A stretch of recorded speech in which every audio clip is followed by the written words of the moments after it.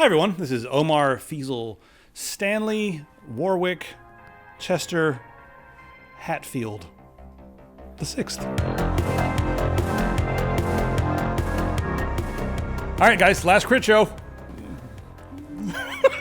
The reason this is the last crit show is because there is some serious business coming your way. So, yeah. And for anybody wondering why this is the last crit show, number one, YouTube is garbage. It's just flat out garbage. So we'll still be doing tutorials and stuff like that and some tech videos over here. But we're going to move over to Twitch. So get over on Twitch, Beer Games Beer, and watch for the serious business that is coming your way. I don't think everybody's ready for the serious business. It's going to be freaking ridiculous. Yeah, it's a serious business. So over there, we're going to mostly focus on gaming, fun, culture, and just trying to have a little bit of fun in a world where everything is just too damn serious. So stay tuned for some serious business coming soon. But we're going to go over to Twitch where the community seems to be pretty good. We haven't done a lot of stuff there. But we'll probably just be doing one or two things a week on there to start. And then we're going to work a lot on our video game as much as possible. So stay tuned for the video game update that's coming any day now. Let's head over to Japan. They have created a machine, and they being the... what language am I speaking? Tokyo-based startup called ALE, and they've created this, I guess, this satellite that goes up and it has like 40,000 little rocks that they drop into the atmosphere, and they take several seconds to burn up, and it creates a meteor shower. Now, they released this press release saying, hey, we're going to be doing this, and it'll be like a little fireworks show that everybody will get to watch when we drop all these meteors, into the atmosphere. Why didn't they? This? I mean, that's cool. But guys, what you should have done is you should have figured out like some big religious event that's happening, some ridiculous thing, and you should have scheduled it to happen right when that was happening, so we could just, sit back and eat popcorn and watch people freak out. That would have been so much fun. But you missed your opportunity.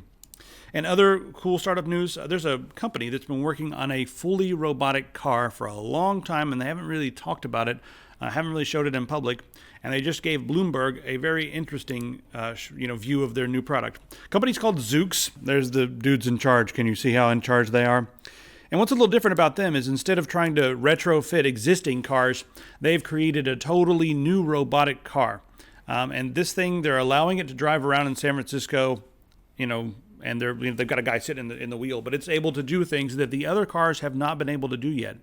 They also were able to hire a technician who Google was trying to get. So they do have some talent, and they do have a working product that does more than most of what the competition does. They've raised $800 million, and in my opinion, their technology looks really nice because they're doing a very good job of like sensing what's going on with the road. That's a big problem with a lot of the technologies that are out there. They have a trouble with inclement conditions. They have trouble with strange weather. They have trouble with unpredictable drivers. But if you guys watch this video, you'll see some jackass cuts them off and they swerve onto the side of the road and everything. And it's pretty impressive technology. But this idea might be a better way than trying to retrofit existing cars. Just totally coming out with a new line of cars that's robotic. And then we can hack them. We got more space news, and then we're going to get into the fun stuff in just a second. NASA could have people living on the moon in just 8 years, and the budget for NASA might be going up. That's like the one thing that I can say about Trump that I'm like, okay, yeah, give NASA more money. I don't care if it's because you want to blow up Uranus. Blow up somebody's name. What's really, I think what he's really doing, he's trying to impress Putin. I mean, like, look, we got a house on the moon. We can go live on the moon. Maybe that's going to be the retirement home. Notice me, Vladimir. Can we get a t-shirt that says Notice Me, Vladimir with like Trump's face with anime eyes?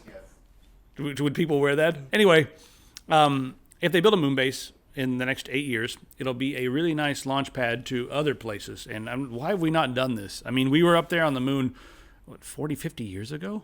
And we haven't really gone back since. It's like we did that and put our flag in that. And like, this means that we own it now because we put a stick with a piece of fabric on it in the ground. It's ours now.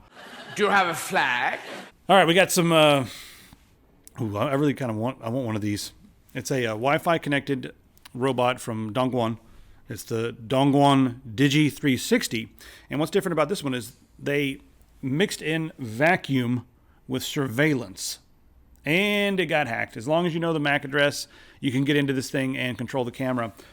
But the idea was kind of an interesting idea that as this thing is vacuuming around the house, it seems really, like just a vacuum, it can also be sending you surveillance footage. It's just another example of the Internet of Things being kind of shitty. They never really think about security until it's too late. And after everything's connected, we're going to have a lot of security vulnerabilities everywhere. Imagine somebody could hack your house and make you, lock you outside. Imagine if someone could lock you outside of your car while you're going to be late for a meeting. Imagine if someone could turn on the heat on the hottest day of the summer, just for shits. Let's go see what Justin's playing, shall we? All right, what's this bikini girl going to do with that gun? Shoot people, I guess. This is to hell with hell. And you let me run with you. You're just singing 9 Inch Nails. It just sounded like it at the beginning. Help me, broke apart my insides. Tell me it's not. Bullet hell, where you're playing as the daughter of the devil. You're the daughter of the devil. That's the girl with the bikini. That's the girl with the bikini. That's why she's wearing a bikini, because why would she wear anything but a bikini if she's the daughter of the devil? Yeah, Avi. What'd you just say? Avi. We can't do this. We can't continue like this. I said it because it makes you mad. So basically, you run around and kill stuff, and you find masks, and each mask gives you a different creature to be. All right. With different abilities, and based off of how many times you get hit, you eventually revert back to your just bikini self. Wow, look at those pixels. They're in the right spots. You ever gonna get a gun? There you go. I have a gun. Oh, yeah, I have a gun. I was just using a sledgehammer because it was fun. I was too busy singing 9 Inch Nails. So basically, if you're into things like Nuclear Throne or, Enter the Gungeon and stuff. Gory. This might be it looks up just your like alley. Enter the Gungeon. Yeah, except a little slower. It just really feels like an Enter the Gungeon clone, which for me, Bullet Hell, Enter the Gungeon clones are kind of like meh. So some people love this stuff. Yeah, though. if that's what you're into, what you're into. Okay. Can you play with a mouse? Yeah, probably. Based off of what difficulty you're playing, you'll get a certain number of saves that you can have. Eyes came out. Yeah. So you got saves. So instead of just being a roguelike, you can actually save the game. Yeah, so you can be like, oh, cool, I have this really great, weapon and mask combo, so I want to be able to start with this each time. Which, that's kind of neat, but ultimately it doesn't really feel like it has anything that makes it stand out for me, aside from the different powers in the mask. Yeah, it still feels very Enter the Gungeon-y, and it feels like it's still in early development, so they could be doing a lot of things to change it, whatever. But I don't know, meh. I think Enter the Gungeon people will like it, but otherwise, that's about it. I don't know. If you're looking for a game like this, start with Enter the Gungeon, I would say. I give it a solid meh. Solid meh. Mr. Brown's Coffee, brought to you by Mr. Brown's from Mr. Browntown in Taiwan. There's actually a town called Mr. Browntown. Yeah. It's delicious. Yes, it's wonderful. Good and good for you. Also brought to you by Private Internet Access. Guys, in this day and age, get on Private Internet Access. It's a VPN. If you don't know what that is, then you need one. Just know that you need one. Also brought to you by the letter R and the number 7. I haven't seen this video yet. I haven't seen it yet, so. Donnie? Donnie? Someone just played the piano. Someone just played the piano. I don't know. It's not fair that dumb people get a house like that. It's so nice. I want a grand piano.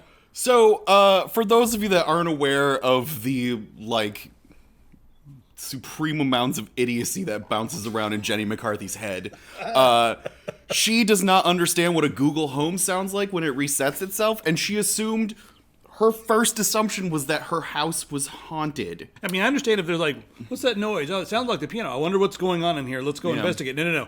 She posted on, the thing that got me is she posted it online to her fans being like, look, ghosts. Yeah, and some of her fans were like, oh my god, that's so spooky, and some of them were like, I think I saw a ghost in the video, go over and touch the piano, Jenny, you're absolutely right. He's trying to vaccinate your child, get him out of there. That's what it is, it's the vaxxers. Yeah, it's the vaxxers. The ghost of... Everybody knows that once you get vaccinations, you stop being attuned to the supernatural, so chances are... in this day and age, if you find some stupid movement that celebrities are also a part of. Jenny McCarthy is usually their ringleader. She probably thinks the world's flat. Does she think the world's flat? I'm pretty sure she thinks the world's flat. I don't know. I don't know. You heard it here first. Jenny McCarthy thinks the world is flat. And she's afraid of ghosts. I haven't seen this yet either, but I wanted to, I feel like that it's ridiculous that people are trying to make Robin cool. This is a show that looks kind of interesting, and Robin is in it, and he's all dark and brooding. It's rated TVMA and all that stuff. Yeah, it's for the new Titans show coming out, based off the Teen Titans. Robin is so tough in this, and I want to say, okay, this is my opinion. Mm-hmm. Robin, you guys can't make him cool. He's not going to be cool. I do not agree with you. You don't agree? No. Robin is the worst. He's the worst superhero. He shouldn't even be a superhero. I don't know why he gets a cape. He should be a superhero that's not allowed to have a cape. He could have the spandex, but he doesn't get a cape. No, Robin's garbage. He's a garbage character. He's a trash human being. He's the worst. I don't even like comic books that much, so my opinion is only 25% of what a person who loves comic books should be. Mine's about 20 to 25%. All right, so Germany's officially banned pre-orders of games with no official release date. Yeah. So interesting. and it wasn't even actually around video games that started. It was due to a retailer media market because due to some issues that they had with ordering the Samsung Galaxy S6 back in 2016. So as a result, they've now said that if gaming companies and things like that can't put out concrete dates for when their things are going to be available, you will not be able to pre-order things in Germany. Mm-hmm. So I wonder if games are going to get around this by everything in Germany is now going to be kickstarted. I don't know. Hey, we're going to kickstart Metroid Prime. You can't order Metroid Prime 4 on Amazon in Germany right now, because most of the time they'll just be it comes a lot of the times on Amazon will just say it comes out January 31st, 2018, because they just we don't fucking know, so we'll just put it on the last day of 2018. Comcast and Disney were bidding over a bunch of assets from 21st Century Fox, excluding excluding the Fox networks the Fox News Network and stuff, because nobody wants to touch that. Nope. Because I don't do whatever it is that Republicans do. I get accused all the time of being a hardcore liberal, and I'm actually an independent, and I consider myself to be in the middle on a lot of things. But there's just too much insanity on both sides, extremely. I just think everyone's an asshole. That's the library of Disney stuff here. They own so much. They own ESPN? I didn't know Disney owned ESPN. Jesus. They own Vice now. They own History Channel. They buy a lot of the bigger companies that own a lot of the smaller things. A&E. And through this merger, there's going to be thousands of people that are going to lose their jobs. Yep. Thousands. Because Disney doesn't actually care about you. No, they get your look at all this stuff. National Geographic. Do they own Sci-Fi now too? National Geographic. I don't think they own Sci-Fi. No, I don't think so. Buena Vista? Do they? I don't know. Yeah. It's unbelievable. So, guys, when you start thinking about massive companies that can really control the population, Disney's one that doesn't get talked about a lot. Disney probably could do more than company Google could mess with the search engines, but Disney can do more than just about any other company when it comes to controlling the media that we see every day. If they really wanted to influence something, they probably could. They could decide, Disney could be there can be no more rated R movies. PG-13 so that they're approachable for everyone from here on out. Whatever. Yeah, and they could influence the market enough to make that happen. And if you want to go even more sinister than that, they could start pushing their own agendas, political agendas and stuff. Yep. And they could easily be these are the talking points for the news. These are all the movies we're going to make. We could do propaganda. They could do that. Yeah, and they have. I was reading this thing earlier that's it's not in this article, but they have such control over the actual actors and stuff in their franchises and everything that basically once you go into a contract with Disney about something, they basically own your soul. Oh, I'm a Warner Brothers actor only, back in the old days. Yeah. I only do Paramount movies. That's all. They signed a contract that they're a Paramount actor. It's not that bad. But if you're in one of the Marvel movies, you cannot ever appear in any DC movie. If for any reason your character has even a 3-second cameo in a movie, it doesn't matter where you are in the world. You are expected to fly to their shooting location and film for it. any actors on the Disney crew have to maintain like certain how they act outside in society, so they have to like be volunteering for children events and stuff like that, and they can't be like lewd, wild people and stuff like that. They just canned the Guardians of the Galaxy director today for old tweets. Yeah, his old James tweets Gunn. His old tweets were pretty disturbing about like masturbating on children and laughing about it and stuff like that. They were really disturbing. Like I'm like, well, okay, get rid of this guy. Mm-hmm. And one of his tweets was something like, the best part about rape is when it's over, being like, well, that's over, and that doesn't hurt anymore, or something like that, or no, that's no longer happening. Like, why would you even tweet that? Why would you even tweet that? Like, yeah, and they expect them to like they have to work out for 2 hours. They even control the actors' diets.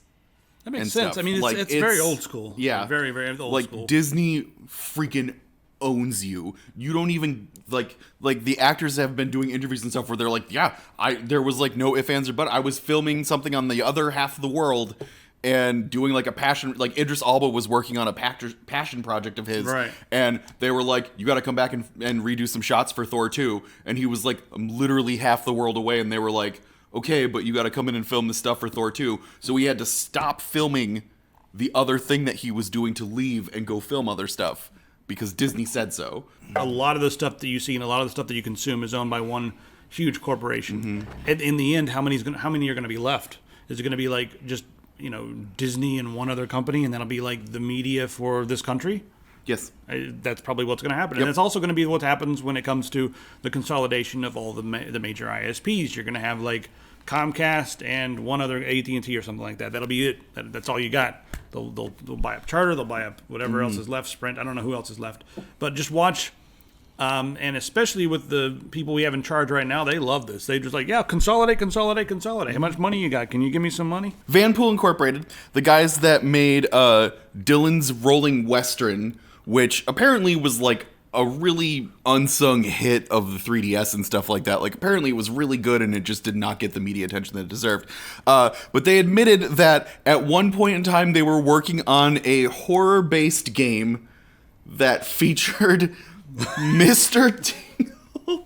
Tingle from Zelda, the Tingle Tingle Ka Loompa balloon guy that appears and gives you maps and stuff. Like, there was gonna be a horror game about him. I can't even fathom what it would have to be like to be, because that dude already really creeps me out anyways. Well, so that's what it'd be. It would be probably a surreal cerebral thriller, I would bet. I feel like it would just be like a game where you would spend, like kind of a life sim where it would just be like, go about your business and stuff like that, like wash the dishes, take a shower, walk your dog, and then you go to bed, and then like as you're sleeping, you roll over and you open your eyes, and there's Tingle right there. Just being like, go into Psychonauts and you enter his brain. Yeah, and just gets you have worse. to play through like some psychedelic weirdness inside his mind. That'd be fun. That makes sense. I'd play it. For those of you that aren't aware, Nathan Fillion shot a 15-minute Uncharted movie, and it's really good. It's like 15 minutes. Like, Nathan Fillion's just good. I wonder if he's going to use this as a pitch to be like, let's make this. I don't see why they wouldn't. But yeah, it's excellent. Like, for a self-funded thing, it's beautiful. I would rather watch this than the new Tomb Raider, and I need something to scratch the Indiana Jones itch. Yeah, right. So, did you see that thing that they did about Uncharted where they talked about how Nathan Drake gets shot a million times before he dies and stuff? Yeah. And they talked about how they actually justified like the red appearing on the screen and stuff to show, and it was all the other shots that he takes when people are shooting at him are misses, and the red actually represents his luck running out. Okay. And then, so you only get shot once, which is the final one that kills you. So all the other gunshots are coming at you. You're missing. They're missing you because you're extremely lucky. Right. So that's how they justified being able to basically Nathan Drake being a bullet sponge. Whatever, it works. Yeah. It's a video game. How about just being like, guys, it's a video game. Yeah. The Culling 2. Literally the worst game launch in history. So The Culling 2 came out. Worse than Lawbreakers. No way. Culling 2 came out, and basically everyone thought it was garbage. It had nothing to do with the original culling. It was nothing like the original culling, and that was kind of bullshit. Within 5 hours of the game launching, 5 hours of the game launching, it became unplayable because you have to have at least 50 people in the game in order to actually like run a match.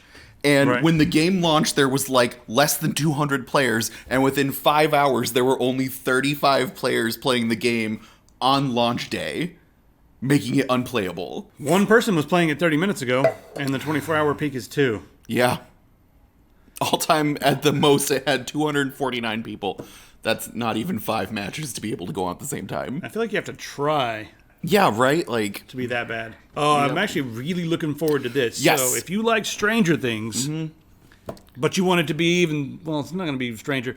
If you want it to have a little bit of a alternate history techno feel to it, technology feel to it, then you guys need to look at some of Stalinhag's artwork. Stalinhag. Simon talked about this last Stalinhag. time. Yeah, he's from So. Sweden.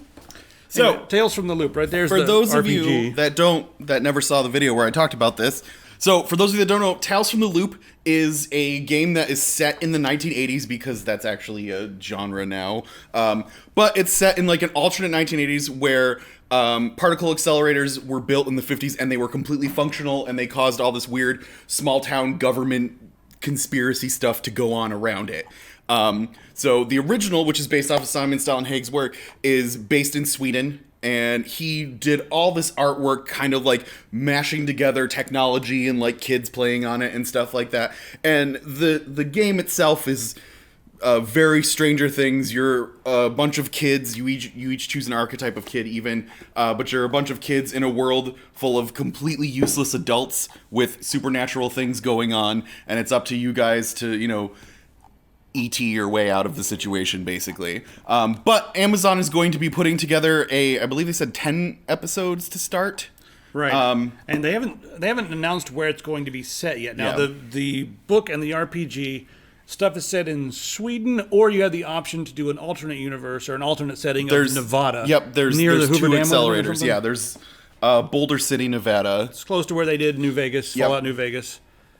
So yeah, or you can do it on the Swedish Mälaren Islands. I've got a feeling they're either going to do the Nevada setting, or the Nevada setting in Colorado. Everybody, people who've been saying Colorado, it hurts. but Colorado. It's Colorado. It's Colorado. because it's rad. Yeah. Anyway, I'm thinking it's going to be set in America just because there's more appeal for an English language show, and it wouldn't make sense to be set in Sweden back in that time period with English language. So, but I'm not sure. I've got a feeling they're going to take his artwork and do a different part of the country that's maybe not mentioned. I don't know. Something a little greener. I don't know. And a little more foggy. Maybe they'll do like a small town, an even smaller town feel. But I'm wondering if they're going to actually stick to like how archetypey they're going to go with the tropes? Because the whole thing about this world in this game is that it's supposed to be, well, at least from the gaming series part of it, it's supposed to be about like the generalized archetypes. Like this game is set in 1980. Like it's supposed to just be like It's an alternate reality compared to it's yeah, but everything's different. but the access to technology and stuff is only on the government level. Right, like everybody look at else still pretty much lives their normal lives like they would in the 80s. Yeah, looks cool. It's gonna be neat to see if they actually try to do like they want to have everyone be original characters, or if they're gonna like really stick to the trope end of it and like go full gung ho with it. Well, they said they're not basing it on the RPG. No. They're basing it on the artwork. Like it's based Yeah. on the artwork. But I'm wondering if they're gonna try to do archetype or if they're gonna try to do original. The downside here is that there a lot of people are worried that it's just gonna turn into like Stranger Things but with robots. I mean, it may have a lot of the similar flavors and stuff. You know, the kids versus the weird government conspiracies. Yeah. But it is going to be interesting to see how this plays out in an alternate reality and what major changes they make. Because Stranger Things is in our reality, kind of. Yeah. It's a supposed to weird be. version of our reality, but. Hey, got a great way to launder money. I was thinking the other So- day we could do this. Some criminals have actually been using games like Clash of Clans to launder money. You know, this headline right here, Kotaku, is a little irresponsible because it makes it seem like something nefarious is going on with only Clash of Clans. But there's nothing wrong with Clash of Clans. No, they've been using like Clash Royale and like what the Marvel Contest of Champions and things like that. There have been a bunch of different games they've been using. Actually, what they're doing is stealing credit card information. They stole like 20,000 credit cards, and then they're like one does. And then they use those to purchase in-game stuff on accounts in those different games, and then they're going through reselling websites like G2G and something that starts with I. iGame Supply. iGame Supply. Using those to resell those accounts for people to sell for cash, and because once they put them up through there, there's no way to trace them back to the credit card. Right.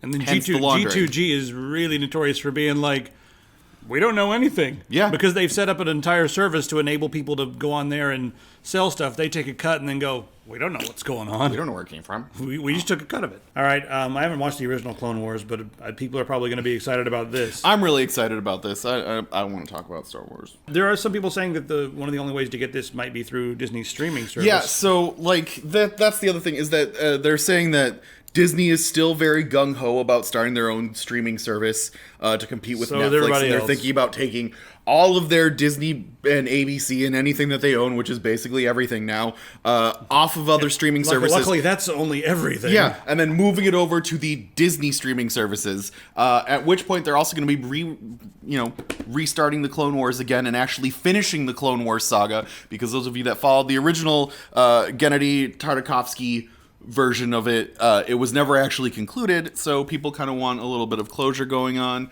with it and stuff like that, and it's going to be exclusively through the new Disney streaming service, which means Disney has finally found a way to make people to actually want to get that damn service.